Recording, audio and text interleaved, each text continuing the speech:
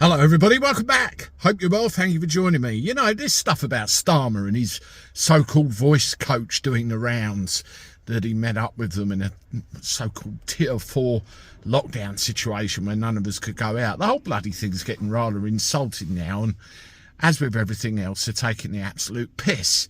And I look back to that time and it was, you know, quite difficult. To give you a little bit of perspective, we knew it was coming. In my line of work, taking people to and from the airports, we knew it was coming. About probably late 2019, early 2020, I actually got a tip off from a family member who was connected with some people to tell me that big trouble was coming down the line. And of course, what happened? Boris came on the telly, told everyone to stay at home, protect the NHS and save lives, the usual crap that we heard, and everything went to hell in a handcart. Now, what happened with my actual business the following day, and boy did I have a hangover at the time, I lost, I think it was something like £20,000 worth of business. And of course it wasn't only that, it was also the people that were on holiday already that I had to get home.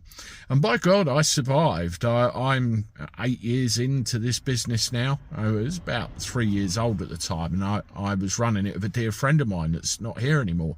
But when you read some of the stuff that's coming out since, particularly those that criticise others for apparent breaches, like having a slice of cake in Downing Street when the rest of us were sat at home. Some of us even couldn't go and see our elderly relatives. You know, one time I had to stand in my mum's driveway and talk to her from her balcony and leave a bag of shopping on the doorstep. All of these things that they made us do in the name of safety, and they were gallivanting off everywhere. And when you read this stuff about Starmer meeting his so-called voice coach, I mean, it doesn't add up, does it? It really doesn't add up.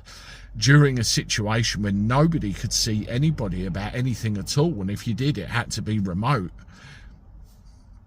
We're getting scandal after scandal after scandal with this guy, and nothing is budging him. Sooner or later, something's got to give.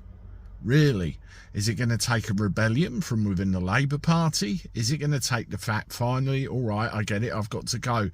But it just keeps coming out of the woodwork, doesn't it? And you think of all the people, all the businesses that failed, all the business people that are indebted to the state because they had to borrow money to survive and get through. And then you hear people like him shelling out apparently 65 grand to a so-called voice coach. Disgusting, outrageous, despicable, and just about every other word I can think of.